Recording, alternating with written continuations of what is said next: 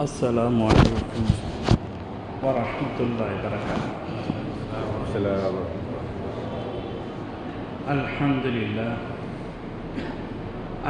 لله نحمده ونستعينه ونستغفره ونؤمن به نتوكل عليه ونعوذ بالله من شرور أنفسنا ومن سيئات أعمالنا من يهده الله فلا مضل له ومن يضلل فلا هادي له ونشهد أن لا إله إلا الله وحده لا شريك له ونشهد أن محمدا عبده ورسوله. أما بعد فقد قال الله تبارك وتعالى في الفرقان المجيد بعد أعوذ بالله من الشيطان الرجيم بسم الله الرحمن الرحيم سبحان الذي أسرى بعبده ليلا من المسجد الحرام إلى المسجد الأقصى. وأيضا قال الله تعالى في الحديث القدسي أنا عند ظن عبدي بي. وقال نبينا محمد المصطفى رسول الله صلى الله عليه وسلم اتقوا دعوة المظلوم أو كما قال عليه الصلاة والسلام. கண்ணியத்திற்கும் மதிப்பிற்குரிய அல்லாஹுடைய நல்லடியார்களே, அல்லாஹுடைய வல்லமை ஆற்றலின் வெளிப்பாடுதான் இந்த அகில உலகமுமே.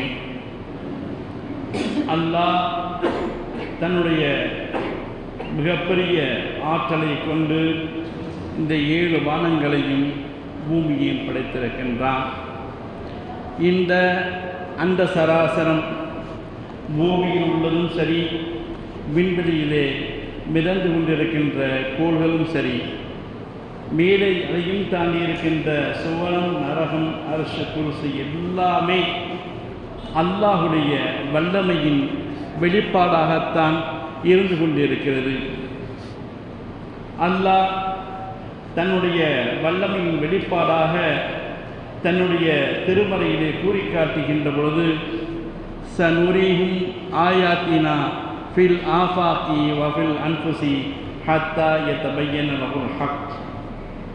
அல்லாஹ் தன்னுடைய அத்தாட்சிகளை ஃபில் ஆஃபாக் ஆகாயத்திலேயும் வஃபில் அன்ஃபுஸ் உங்களுடைய ஆத்மா உங்களிலேயும் வைத்துள்ளேன் என்று கூறி காட்டுகின்றான். ஆயாத்துகள், அத்தாட்சிகள் என்று சொன்னால் அல்லாஹ் ஒருவன் இருக்கின்றான் என்பதற்கு ஒரு வெளிரங்கமாக தெரியக்கூடிய காரண காரியங்கள் தான். அல்லாஹ் வானத்தை பற்றி கூறி காட்டுகின்ற போது வஃபி ஸமாஇ கைஃப ருஃபியத், இந்த வானத்தை பார்த்தீர்களா எப்படி நாம் உயர்த்தி உள்ளோம் என்று. ஒரு சாதாரணமாக இந்த இடத்திற்கே ஒரு 8 தூண்கள் தேவைப்படுகின்றது. இந்த முழு பள்ளிவாசலையும் ஒரு பில்டிங்காக தனியாக கட்ட வேண்டும் என்று சொன்னால் அதுக்கு எப்படி ஒரு 20-30 தூணாச்சு போட்டு கட்ட வேண்டும். ஆனால் அல்லாஹ் எந்த விதமான அதாவது தாங்கக்கூடிய தூண்களும் இல்லாமல் இவ்வானத்தை படைத்திருக்கின்ற பார்த்தீர்களா, இது என்னுடைய அத்தாட்சியாக இருக்கும் என்று கூறி காட்டுகின்றான். இன்று நவீன உலகம் விண்வெளிக்கு அடுத்த கிரகத்திற்கு சென்று வாழலாமா, அங்கு மனிதர் வாழக்கூடிய அந்த சுச்சுவேஷன் அதுக்கு தகுந்தான சூழ்நிலை இருக்கிறதா என்று ஆராய்ச்சிகளை மேற்கொண்டு வரக்கூடிய காலகட்டத்தில் அல்லாஹ் இந்த ஆயத்தை எப்பொழுது பார்த்தால் வஃபில் ஆஃபாக்கி, இந்த விண்மண்டலத்திலே நாம் அத்தாட்சியை வைத்திருக்கிறோம் என்று சொன்னால் நாம் மேலே பார்க்கின்றோம். நம்முடைய ஸ்கூலில் படித்த பிரகாரம் பூமி, புதன், வியாழன், வெள்ளி, சனி, யுரேனஸ், நெப்டியூன்லாம் கோள் நிறைய படிச்சிருக்கின்றோம். இந்த கோள்கள் எல்லாம் விண்வெளியிலே சுற்றி கொண்டு இருக்கின்றது. குல்லும் ஃபி ஃபலக்கி யஸ்பஹூன், அது அதற்கென்று நிர்ணயிக்கப்பட்ட பாதையிலே அப்படியே சுற்றி வருகின்றது. அல்லாஹ் சொல்கின்றான், இதை நாம் தான் சுற்ற வைக்கிறோம் என்று சொல்லி. அதிகமான நபர்கள் இது இயற்கையுடைய வெளிப்பாடு என்று குறிக்காட்டுகின்றார்கள். கண்ணியமானவர்களே, இந்த கோள்கள் சுழற்சியில் கொஞ்சம் மாறுபாடு ஏற்பட்டாலும் ஒன்றோடு ஒன்று மோதி சிதைந்துவிடும். சொல்வார்கள், விண்கற்கள் பறந்து கொண்டு வந்து கொண்டிருக்கின்றது, இன்னும் இத்தனை வருடத்துக்கு பின்னால் இது பூமியை தாக்கும், இந்த வர்ற கல்லுடைய அளவாகிறது இவ்வளோ பெரிய கல்லாக இருக்கின்றது, இது பூமிகளில் மோதினால் இவ்வளோ பெரிய தாக்கத்தை ஏற்படுத்தும் என்று சொல்லி காட்டுகின்றார்கள். கண்ணியமான அல்லாஹுடைய நல்லடியார்களே, அல்லாஹுடைய குதிரத்தினால் தான் இத்தனை அத்தாட்சியும் எல்லாம் நினைத்து வைத்திருக்கின்றான். நாமெல்லாம் கேள்விப்பட்டது மட்டுமல்லாமல் விண்ணிலே இருக்கக்கூடிய நட்சத்திரங்களை பார்க்கின்றோம். ஒவ்வொரு நட்சத்திரங்களும் சிறிது சிறிதாக தெரிகின்றது. இந்த நட்சத்திரத்தை அளவை பார்த்தோம் என்று சொன்னால் இந்த பூமியை விட சூரியனை விட பல்வேறு மடங்கு பெரிய நட்சத்திரங்கள் இருக்கின்றது. ஏன் இதையெல்லாம் சொல்கிறேன் என்று சொன்னால், அல்லாஹ் விண்வெளியிலே எவ்வளோ பிரமாணத்திலே இவையெல்லாம் அழகான முறையில் அடுக்கி வைத்திருக்கிறான் என்று. நம் இதுவரைக்கும் நம்முடைய எவ்வளோதே ஆராய்ச்சிகள் அறிவியல் வளர்ந்திருந்தாலும் வானம் எங்கே இருக்குன்னு கண்டுபிடிக்கவே இல்லை. இப்போ இந்த சூரியன் கண்ணுக்கு தெரியுது. இந்த சூரியனுக்கு பூமிக்கு எவ்வளோ தூரம் இருக்கும்? இன்றைக்கி ஒரு வேகம் என்று சொன்னால் லைட்டுடைய வேகம்தான் அதிகம். ஐன்ஸ்டீனுடைய கூற்றுப்படி ஒரு வினாடிக்கு லைட்டு போகக்கூடிய தூரம் 3 லட்சம் கிலோமீட்டர். எந்த விதமான தடையும் என்று சொன்னால் ஓப்பன் ஸ்பேஸில் 3 கிலோமீட்டர் 3 லட்சம் கிலோமீட்டர் வேகத்திலே செல்லக்கூடிய லைட்டு. இந்த லைட்டுடைய வேக பிரகாரம் பூமியில் சூரியனிலிருந்து பூமிக்கு அந்த ஒளி வந்தடைய வேண்டும் என்று சொன்னால் 8 நிமிடமும் 20 வினாடிகளும் ஆகிறது. அல்லாஹ் எவ்வளவு உயரத்தை வைத்துள்ளான். அதுக்கு மேலாக ஆல்பா என்ற ஒரு கோள் இருக்கிறான், நம்ம யாரும் பார்க்கல. அந்த கோளிலிருந்து பூமிக்கு வெளிச்சம் வரணும். அந்த ஆல்பா என்ற கோளுடைய வெளிச்சம் பூமியை அடையும் என்று சொன்னால் 4 வருடம் 3 மாதம் ஆகியும் சொல்கின்றார்கள். கண்ணியமான அல்லாஹ்வின் நல்லடியார்களே, இவ்வளவு உயரத்திலேயும் அல்லாஹ் வைத்திருக்கிறது சொன்னால் இது எல்லாம் அல்லாஹுடைய கால சூழ்நிலை அமைத்திருக்கக்கூடிய வடிவம். அல்லாஹ் ஒருத்தன் இருக்கின்றான்.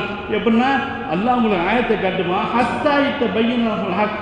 அது நீங்கள் உண்மை இன்றைய ஆராய்ச்சியில் இவ்வளோ கண்டுபிடிச்சிருக்காங்க, இன்னும் காலம் நேரம் இருக்குது, எவ்வளோ பெரிய விண்வெளி ஆராய்ச்சிகள் கண்டுபிடிப்பார் என்று அல்லாஹுடைய வல்லமையை விளங்கிக் கொள்ள முடியாது. அடுத்ததாக அல்லாஹ் சொல்லுவான், வஃபில் அன்ஃபுசி, உங்களுக்குள்ளேயே பல்வேறு அத்தாட்சிகள் வைத்திருக்கின்றோம். என்னப்பா நமக்குள்ளே என்ன அத்தாட்சி? நம்ம சாப்பிட்றோம், ஓடுறோம், வர்றோம், இதில் என்ன அத்தாட்சி? கண்ணியமானவர்களே, ஒரு கபலம் உணவு நம் வாயிலை எடுத்து போக வேண்டும் சொன்னால் அதை வைத்து அது உணவு குழாய் வழியே சென்று அது ஜீரணம் செய்து அது வெளியேறி வந்தால்தான் இது சகஜமான நிலை. ஆனால் இதற்கு அல்லாஹ் படைக்கப்பட்ட உறுப்புகள் சரியான முறையில் வேலை செய்கின்ற பொழுது எந்த பிரச்சனையுமே தெரியாது. ஒருத்தனுக்கு டைஜஸ்ட் ப்ராப்ளம் வந்துருச்சு, கல்லீரலுடைய செயல்பாடு கம்மியாக போயிடுச்சு. கல்லீரல் ஃபங்க்ஷன் தானே, உணவு செரிமானத்தை கொண்டுறது ஃபங்க்ஷனாக போயிடுச்சுன்னா அந்த டைஜஸ்ட்காக எவ்வளோ மாத்திரை மருந்து சாப்பிட்றான். இல்லை உணவு குழாயில் ஏதாச்சும் பிரச்சனை வந்துருச்சு, நிறைய பேருக்கு யூரின் போக முடியல, யூரின் பையை வெளியில் கட்டி விட்டு யூரின் போகக்கூடிய நிலைமை. அதுவும் மட்டும் இல்லை, ஹார்ட்டில் ப்ராப்ளம் வச்சு படுத்தோம்னா கடைசியில் அந்த படுத்த வச்சு இதை வச்சு சிகரெட்டு சாவசம் கொடுக்கக்கூடிய நிலைமை. கண்ணியமானவர்களே, இதே போலத்தான் அல்ல ஒவ்வொரு நுரையீரல். ஒருத்தன் சமீபத்தில் ஒரு 4 வருஷத்துக்கு முன்னாடி ஒரு டாக்டர்கிட்ட நுரையீரல் சரியாக செயல்பாடாதன் காரணமாக அவர் எப்போதுமே ஆக்சிஜனோடையோ வாழும் என்பதற்காக செயற்கையான முறையில் கையில் எப்போதும் ஆக்சிஜன் பிடிச்சிக்கிட்டு வாழக்கூடிய சூழ்நிலை வச்சுருக்கேன். இதையெல்லாம் இல்லாமல் அல்லாஹ் நம்மை ஒழுங்காக வைத்திருக்கின்றானே. நம்முடைய இரத்தத்தை கிட்னி மூலமாக தூய்மைப்படுத்தி ஒவ்வொரு நாடும் வைத்திருக்கின்றானே. இதை சிந்திக்க வேண்டாம் அல்லாஹுடைய வல்லமையை. இதில் ஏதாவது ஒரு சின்ன ப்ராப்ளம் ஏற்பட்டுவிட்டால், கிட்னி ஃபெயிலியர் ஆயிடுச்சுன்னா இன்னைக்கு எத்தனை ஒரு டயாலிசிஸ் செய்கிறாங்க, அந்த கிட்னி போயிடுச்சுன்னா போயிடும். அல்லாஹுடைய வல்லமை இருப்பதன் காரணமாகத்தான் அல்லாஹ் எல்லாத்தையுமே முழுமையாக செயல்படுத்தி கொண்டிருக்கின்றான்.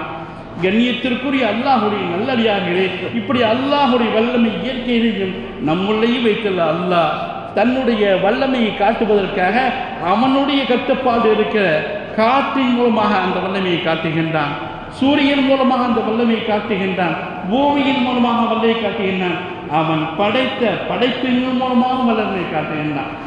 எத்தனையோ சமுதாயத்திற்கு அல்லாஹ் அழிவுகளையும் சோதனைகளையும் ஏற்படுத்துகின்ற பொழுது சொல்வான், வசன்னா அலைஹிம் தூஃபான வல் ஜராத வல் கும்மல் வல் தம வல் லஃபாதி வல் தம.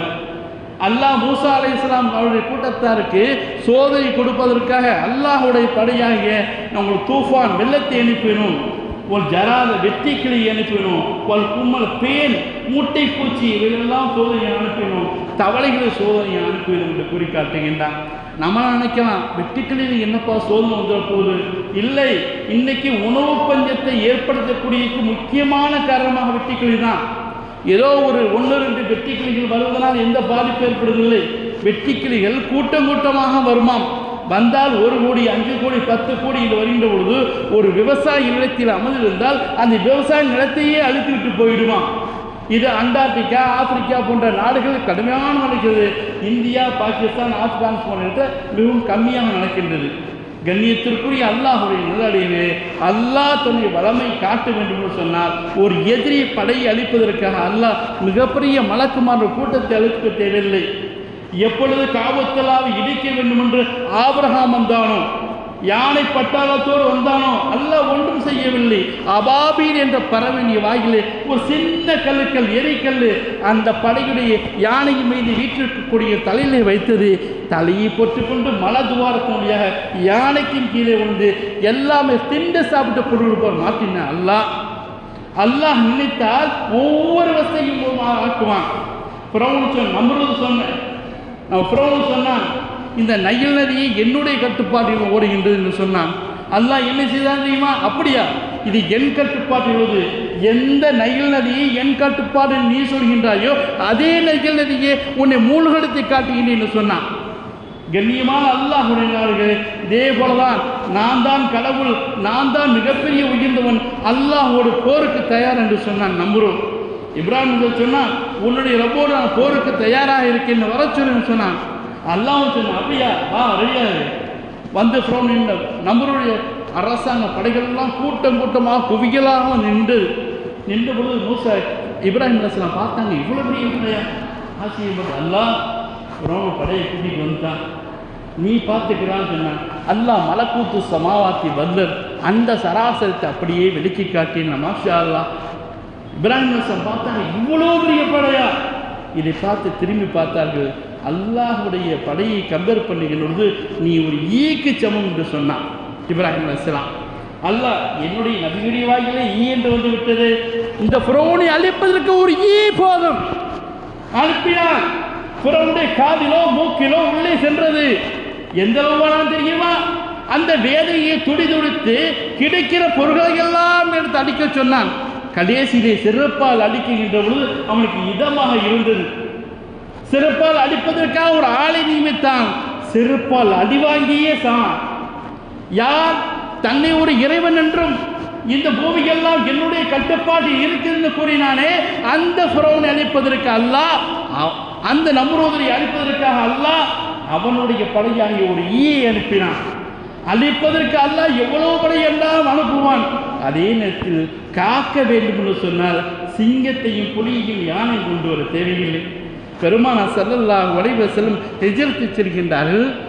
சவுருடைய கொலைகளை மறைந்திருக்கின்றார்கள். அபூபக்கர் நாயகம் சித்திக் ரலியல்லாஹு அன்ஹு எதிரை கொடுத்தார், வந்துவிட்டார்கள். அல்லாஹ் நினைத்திருந்தால் அந்த சிங்கத்துடைய கோகை வாளியிலே ஒரு 10 சிறுத்தைகளையும் 10 புலிகளையும் 10 சிங்கங்களையும் நிப்பாட்டி வைத்திருக்க முடியும். அல்லாஹ்வால் முடியும். ஆனால் ஒரு சிறந்தி வழியை நிப்பாட்டி பெருமானாரை காப்பாற்றினார் என்று சொன்னால் அல்லாஹ் மிக இலகுவான பொருளை கொண்டும் அல்லாஹ்வால் காப்பாற்ற முடியும் என்பதை காட்டுவதற்காகத்தான் அந்த சிலந்தியில் இல்லாமல் காப்பாற்றக்கூடிய தன்மை அல்லாஹ்வுக்கு இருக்கிறது, சக்தி அல்லாஹ்வுக்கு இருக்கிறது. ஆனால் அல்லாஹ் இன்ன அவுஹனல் புயூத் லபைத்துல் அன்கபூத், உலகத்தில் உள்ள வீடுகளை எல்லாம் மிக பலகீனமான வீடு சிலந்தியுடைய வீடு தான். அந்த சிலந்தியை வைத்து அல்லாஹ் நபி பெருமானாரை காப்பாற்றினார் என்று சொன்னால் அல்லாஹ் தன் இனத்தை எவ்வளவு பெரிய சக்தியை கொண்டும் நிறைவேற்றக்கூடிய சக்தி பலத்தனாக இருக்கின்றான். கண்ணியமிக்க அல்லாஹ்வின் அடியார்களே, எப்படி ஃபிரௌன் இந்த நைல் நதி என்னுடைய பொறுப்பில் இருக்கிறது என்று சொல்லும்போது அந்த நைல் நதியை மூழ்கடித்தானோ, எப்படி நம்ருதை ஒரு ஈயை கொண்டு மூழ்கடித்தானோ அதே பொருள் இன்று சமீபத்தில் சில நாட்களுக்கு முன்னாடி அமெரிக்காவில் கலிபோர்னியா மாகாணத்திலும் லாஸ் ஏஞ்சல்ஸிலும் நடைபெற்ற அந்த மாபெரும் தீ விபத்து சொன்னால் ட்ரம்ப் நான் ஆட்சி பொறுப்பேற்றதற்கு முன்னால் அந்த 250 கைதிகளையும் நீங்கள் விடுவிக்க என்று சொன்னால் காசா மக்களுக்கு நரகத்தை காட்டு என்று சொன்னான். கண்ணியமான அல்லாஹ்வுடைய நல்லடியார்களே, நரகம் அல்லாஹ்வுடைய கட்டுப்பாடு உள்ளது. நீ ஏடா நரகத்தை காட்டுறது? நான் சேம்பிள் விடுறான் பாரு. அல்லாஹ் விட்டான். எப்படி தெரியுமா? வெறும் சில நாட்கள் 10-12 நாட்கள் 2 மாகாணமே எரிந்து சாம்பலாகிவிட்டது. கலிபோர்னியாவிலும் லாஸ் ஏஞ்சல்ஸிலும் எப்பொழுதுமே காட்டு தீ ஏற்படுவது சகஜம், இயற்கையாக ஏற்பட்டு இருக்கின்றது. ஆனால் அவைகளெல்லாம் மேலேருந்து தண்ணியை ஊற்றுவாங்க, ஒரு பொடி இருக்குது, அந்த பொடியை போட்டு ஆஃப் ஆகி போயிடும். இன்னைக்கு பொடியை ஊற்றினாங்க. அல்லாஹ்வுடைய கட்டுப்பாட்டில் காட்டு இருக்கின்றது, அல்லாஹ்வுடைய கட்டுப்பாட்டில் நெருப்பு இருக்கின்றது. எப்படி கூனூன் பர்தம் சலாம் அலா இப்ராஹிம் கூனூ யா நாரு பர்தம் சொன்னாங்க அல்லாஹ், அந்த நெருப்பை அல்லாஹ் ஏற்பி விட்டார். ஏற்பு மட்டும் எரிஞ்சு ஆஃப் பண்ணிடுவோம். அல்லாஹ் சொன்ன காற்றை நின்று போ. 160 கிலோமீட்டர் வேகத்திலே காற்றடித்தது. அவன் உலகத்திலே நவீன டெக்னாலஜி எல்லாம் எங்களிடம் இருக்கிறது. இன்றைக்கு வல்லரசு நாங்கள் தான். எங்களை உலகத்திலே ஒரு அணு அசைய வேண்டும் என்றால் கூட என்னை கேட்டில்லை என்றுதான் சொன்னான். ஆனால் இல்லை இல்லை, உன்னை கடுத்து வட்டுப்படுத்துவதாக என்னுடைய அத்தாட்சியை மறந்தா பேசுகின்றார். இதோ நீங்கள் பார்த்திருக்கின்ற பச்சை மரங்கள் பற்றி இருந்தது. காஞ்ச மரங்கள் தான் பற்றி இருக்கீங்க, அல்ல காஞ்ச மரங்கள் பச்சை மரம் பற்றி இருந்தது. பில்டிங்கு பற்றி இருந்துச்சு என்று சொன்னால் அல்லாஹ்வுடைய வல்லமைக்கு முன்பு அல்லாஹ் நினைத்தார். கிட்டத்தட்ட காசாவிலே 470 நாட்களுக்கு கிட்ட தாக்குதல் நடத்தியவர்கள் ஒரு 40,000 அமெரிக்கன் டாலர் பில்லியன் அமெரிக்கன் டாலரை சேதப்படுத்தினார்கள். ஆனால் 10-12 நாளையில் 50,000 அமெரிக்கன் டாலர் பில்லியன் அமெரிக்கன் டாலர்களை இந்த காட்டு தீயின் மூலமாக எல்லாம் சேதப்படுத்தி காட்டினான். நம்ம அழிப்பது நோக்கமல்ல. 10-12 மாதங்கள் இந்த நாட்களுக்கே 2 நகரங்கள் முழுமையாக அழிந்து விட்டது. கிட்டத்தட்ட ராம்நாட்டிலேருந்து மதுரை தூரம் 100 கிலோமீட்டர் தூரம் அழிந்து போச்சா. சிந்திச்சு பாருங்க. அவர்கள் சொல்கின்றார்கள், இந்த தீ இன்னும் ஒரு 2 அவன் எப்படி 470 நாள் போர் தொடுத்தானோ அந்த அளவு இல்லை, கூட 2 மாதம் இருந்தால் அமெரிக்காங்கிற நாடே இல்லாமல் போயிடும். கண்ணியமானவர்களை யாரோட போர் தொடுத்தார்கள்? பாலஸ்தீன மக்களோட அல்ல, அல்லாஹ்வை தன் ரப்பு என்று ஏற்றுக்கொண்ட அந்த மக்கள். அல்லாஹ்வை முழு, அதாவது ஒரு சின்ன குழந்தை இறந்து வச்சுன்னா அந்த தாயும் மகன் இறந்து விட்டான்னு ஒவ்வொரு வைக்க மாட்டாங்களா? மகனே, உன் தாய் மாமன் உனக்கு முன்னால் சென்று விட்டான், நீ சென்று உன் தாய் மாமனுக்கு உன் அம்மா சொன்ன செலவாத்தி எத்திவி சொன்னாங்க. அப்படி சப்போஸ் மரணங்கள் ஏற்பட்டு விட்டால் லா ஹவுல வலா குவத்த இல்லா பில்லாஹி அலிஹி சொல்வார்கள். ஈமானுடைய உச்சத்தில் இருந்த மக்கள், அல்லாஹ்வை நம்பிய மக்கள். கிட்டத்தட்ட 2000 பள்ளிவாசல் அரசாங்க கணக்கு பிரகாரம் 47 மக்கள் இருந்தார்கள் என்று இவ்வளவையும் கொடுமைப்படுத்தினார்கள் மக்கள். இவ்வளவு நாள் 1.5 வருஷக்கிட்ட போர் செஞ்சு அந்த காசா பகுதியே நாசப்படுத்தினானே. அவர் மறைத்தவர்கள்லாம் ஷஹீதுடைய அந்தஸ்து.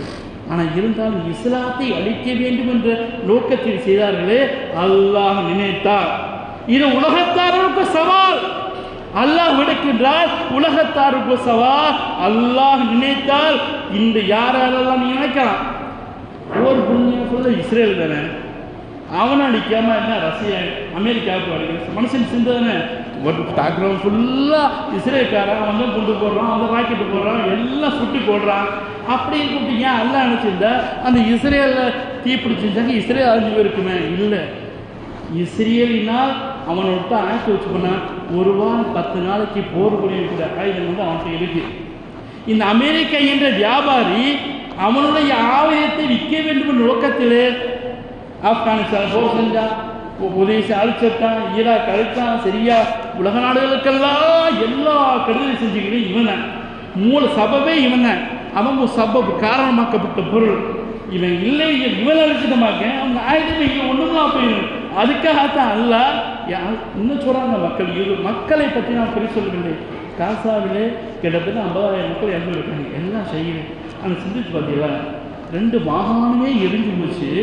அந்த 2 மாகாணத்தை இறந்து போன எண்ணிக்கை 20 இருந்தது. ஏன்? அல்லாஹ்வுடைய நோக்கம் மக்களை கொள்வது. அல்லாஹ் எந்த மக்களையும் அப்பால் மக்களை கொள்வதற்காக பிரியப்படவில்லை. இந்த $50,000 பில்லியன் இழப்பீடு என்று சொன்னால் அமெரிக்காவும் மிகப்பெரிய அடி. இந்த அடியை அமெரிக்கர்கள் உணர வேண்டும் என்பதற்காகத்தான் அல்லாஹ் இப்படிய வல்லமையை காட்டினார். இதே போல அல்லாஹுடைய வல்லமை நூற்றுக்கணக்கான வல்லமைகள், எத்தனை விதமான வல்லமைகள் எல்லாம் உலகத்தில் வெளிப்பட்டுக் கொண்டிருக்கின்றது. அத்தகைய வல்லமைகளில் தலை சிறந்த வல்லமைதான் வருகின்ற ரஜபு பிறை 27 நடக்க இருக்கின்ற பெருமானார் விண்வெளியிலே சென்று அல்லாஹ்வை தரிசித்த அந்த மேராஜுடைய இரவு. கண்ணியமானவர்களே, நான் எதுக்கு ஃபஸ்ட்டு விண்வெளி பற்றி அவ்வளோ சொன்ன தெரியுமா? அல்லாஹ் சொல்கிறான், சுப்ஹானல்லதி அஸ்ரா பி அப்திஹி லைலம் மினல் மஸ்ஜிதில் ஹராம் இலல் மஸ்ஜிதில் ஹராம். மக்காவிலேருந்து பைத்துல் முகதஸ் கூட்டி போனான். அங்கேருந்து விண்வெளிக்கு போனான்னு சொன்னால் எவ்வளோ நேரம்? அந்த நாராகி நிற்கிறதுக்குள்ள பெருமானார் படுத்திருந்து எந்திரிச்ச சூடு வாதிருக்குன்னாங்க.